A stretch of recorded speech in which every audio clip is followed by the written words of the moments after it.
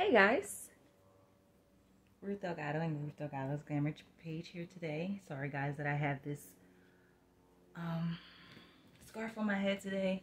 I just really did not feel like doing my hair today. I'm just gonna keep it being. But I wanted to make sure that I finished the rest of these videos today and not allow another day to go by without finishing them. So this video that I'm going to be bringing forth to you guys today is going to be another Sexy Saturday Stripper Tales video. Now, I'm not sure if this is number 3 or number 4, but it's a series. So if you're already a part of the Truth Tribe, which means that you have already subscribed to my channel, then you already know that I have a thing called Sexy Saturday Stripper Tales, where either on Saturday I'll record or on Saturday I'll do the best that I can to upload the video so that you guys can see the video of me talking about my actual personal experiences and or situations that I've witnessed myself or have actually went through myself dancing in the strip club. So I have about 5 different stories to tell you guys about today. So basically, like, I get a lineup of different experiences or stories that are real life experiences and stories that has happened in my life that I'll tell you guys about, and guys, let you know like what I've learned from the experience and or how it made me feel at that time, etc., etc. So the first story that I'm going to tell you guys about today is I'm going to talk about a few different girls that tried to bully and buck up at me, and I had to stand my ground in every situation and let those females trying to bully me know I'm not no punk and leave me alone. And I had to be about what I was talking about, and basically, you know, they had to be about what they was talking about or basically knock me out or whatever, because I was not going back down. And basically I had to let them know, don't be trying to make me scared and nervous and, you know, make me scared to come to work, you know, because that's what these females was trying to do. They was like trying to bully me and trying to make me feel like nervous to even come into work. And like I literally had to stand up to them and let them know, like, listen, you're not about to do that.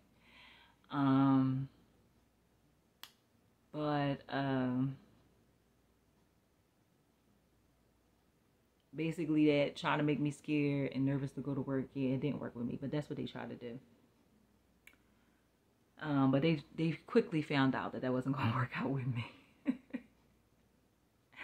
So basically, like, know this: if you have any, whether it's in the strip club or whether it's in like a regular workplace, if you have any situations where people are trying to bully you, people trying to like make you feel nervous or make you feel scared from being in their presence or being around them, just know when you stand your ground and you let the person know that they're not about to punk you because you're going to stand up for yourself, they're going to sit their behind down and they're going to shut up and they're going to leave you alone.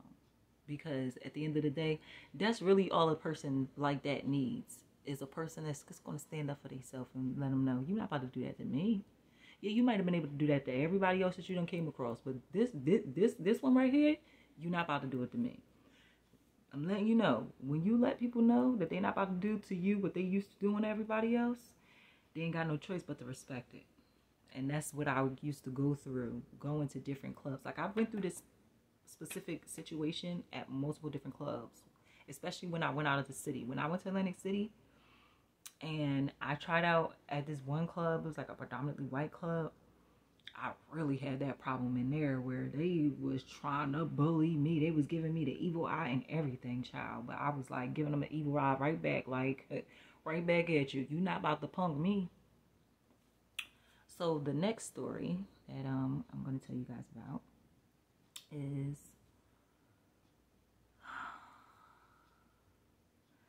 how I noticed when every time I stopped dancing and would go back to dancing, because like it's been a number of different time frames that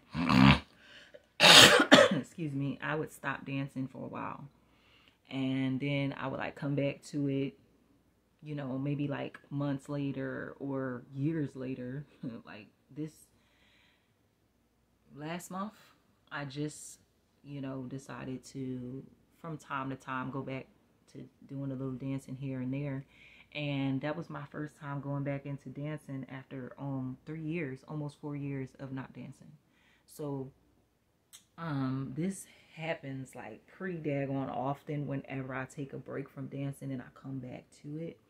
I always notice how usually when I first get into the club, like right off the bat from the rip, it don't always be so great. But like leading up to like the first month, 2, 3 or 4 or 5 months, up to 6 months of me working at a club, I have noticed that once it gets a consistency of me making money, I can really make some good money when I first get into a club. Like before everybody that works at the club gets to know who I am, I'm able to make a lot of money. I've noticed that. But I've also noticed that after being at a certain place for a certain amount of time and getting those people to get to know me, I've also noticed how people get the talking and how people end up telling people not to tip, not to give you money, not to show you no love, not to get no dances with you. Like literally, I've had customers, I've had clients come to me, guys come to me in the club and tell me like, yo, this shorty over here trying to tell people not to tip you, and this girl sitting there trying to tell people not to get no dances with you. Like I've had guys come to me and tell me stuff like that. Tell me how the girls is hating on me, and then they would sit there and compliment me and tell me that that's good, that even with me telling you that this shorty is hating on you, you're not even trying to hate back. And I would always tell the guys when they would say stuff like that, I'm not a hater. That's why I never understood how women can be hating on me, because I'm not a hater. Even if you hating on me, I'm not going to hate on you, because at the end of the day, what's the point? Like for real, what's the point? What's the point of hating on somebody else? You putting all that energy into hating somebody else when you could be putting all that energy into loving yourself and doing better for yourself, as opposed to putting all that energy into hating somebody. And it's going to get you where? Nowhere at the end of the day. So I noticed that that's what people do. And it just like, it blows my mind, because it's like, yo, you really think you're going to stop me? I'm going to always find another way around. But yeah, I've had times where I've had the guys come up to me to tip me money, and he had money in his hand, like ready, like you could tell he coming up to you to tip you. And then he looks somewhere, at somebody else in the room or whatever, and then step away and never tip me again.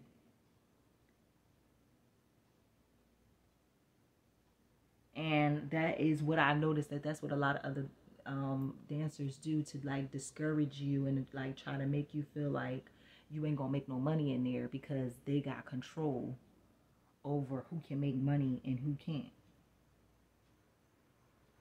So that's why a lot of times what I would do to prevent that situation is, a lot of times I would bring my own clientele into the club. And a lot of times when I brought my own clientele into the club, they liked me so much that when they peeped that the other girls was mean, they only mess with me. and the only thing that made me end up not making money anymore after that is because I had to end up leaving, because people always, especially females in the strip club, people always try to come for you, especially they see you attractive. People like you, people really into you, people see something special about you, they really try to destroy you. But I'm indestructible.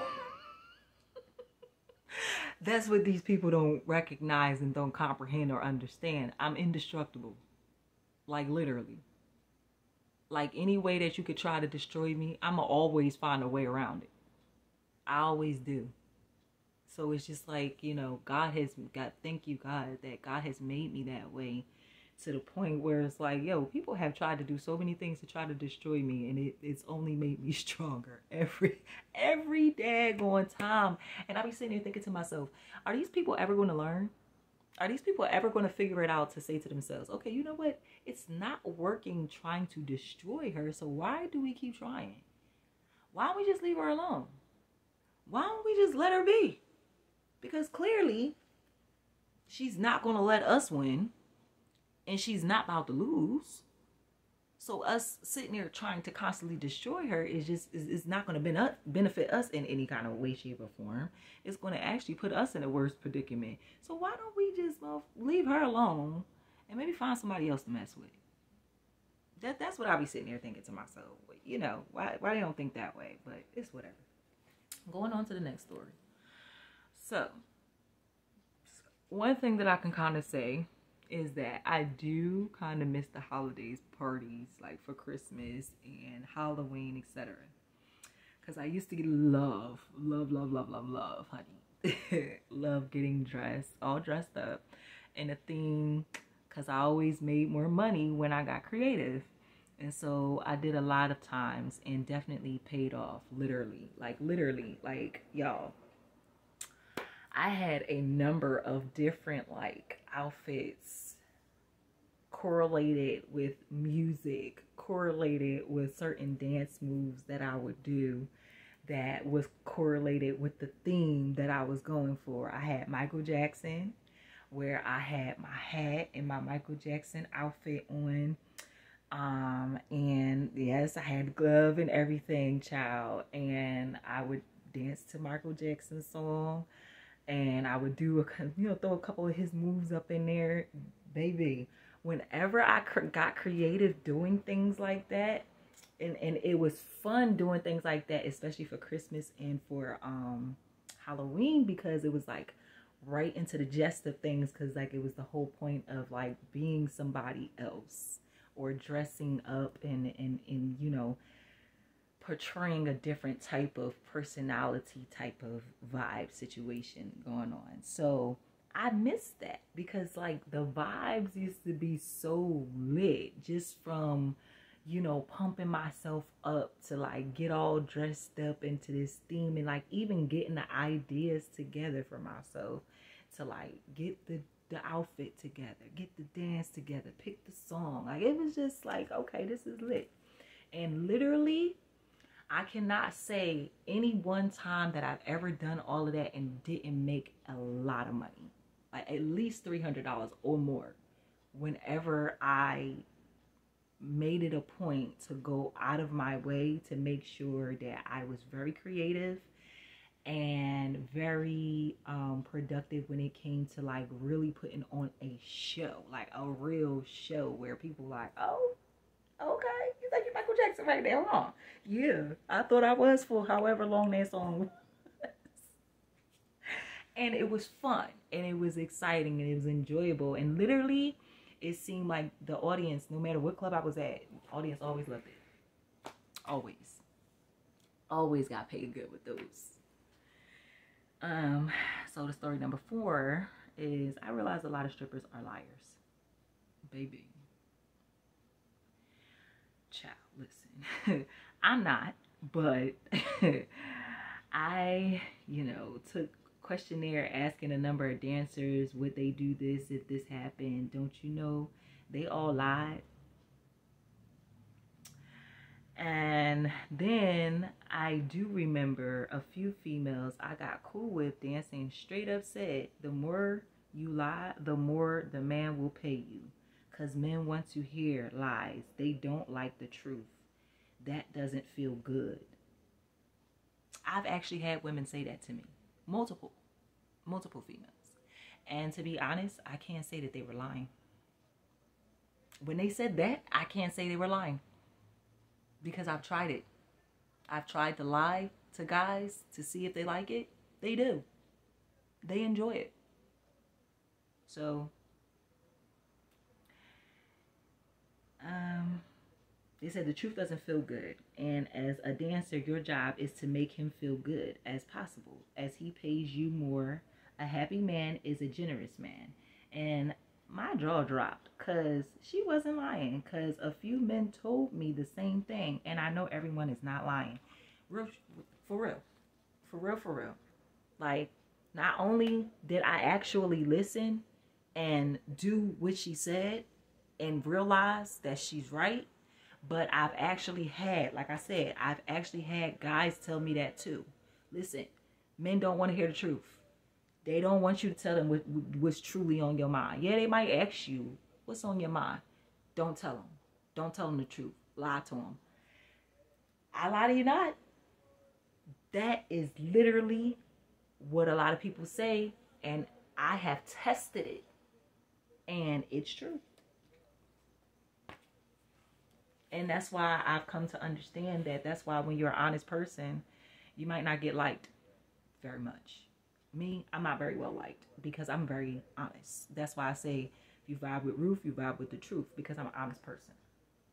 Yeah, I might have times just like any other normal person where I might have to tell like a white lie or something like, oh, if a cop asking me a question that I really don't want to answer, I might tell him a white lie. Yeah, I might do that. But as far as like lying and having no reason to lie, I don't do that. If I have a reason, it's literally a legit reason. You know, like I said, like a cop asking me a question and I don't want to get nobody in trouble, so I might lie. But other than that, you know, as far as like lying about something that's like unnecessary to lie about because I'm a grown behind woman, who am I really scared of? Like, who do I have to lie to that I'm really afraid? Like, oh my God, I'm so scared, I gotta lie to you. Like, I'm grown. It's nobody that I have to be afraid of to be lying to anybody. Especially not about nothing serious. But it's sad because dealing with certain situations and circumstances, yeah. Especially with dancing, yeah. You kind of do gotta lie. Because if you don't, then you might not be able to make enough money. Because like she said, you know, happy guys are generous. They are.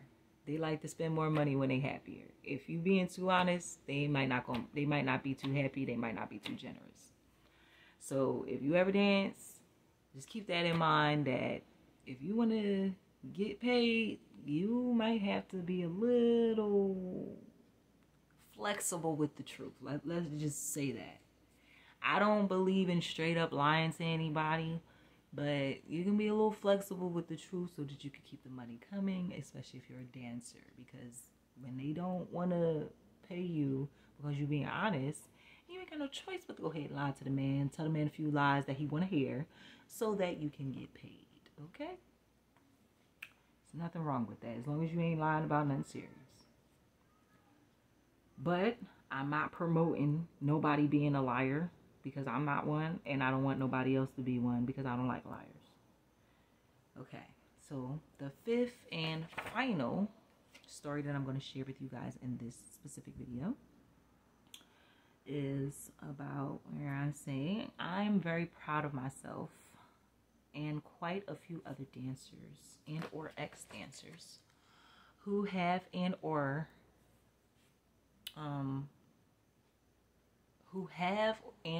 have been branching out and doing more, broadening our horizons and realizing we can do more and have confidence and willpower to do so.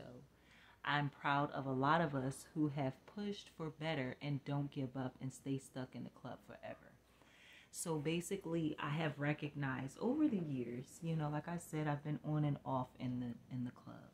So on and off, you know, as I've been in the club over the years, I've noticed some dancers that have absolutely no life outside of the club. And these are not the girls that I'm proud of at all. But I'm talking about the young ladies that may still be in the club, but they have stuff on the side that they're doing that, you know, may not be making them much money at the moment right now, but they're trying. They're really trying to create something, a foundation that's more solid and better foundation than a strip joint, you know, and they're really trying to get better confidence in themselves and recognize that, yes, I do have more qualities to myself than a nice body and a pretty smile. Yes, I can, you know, have conversations with people, but I can also, you know, draw. I can also be creative. I also know how to dress very well.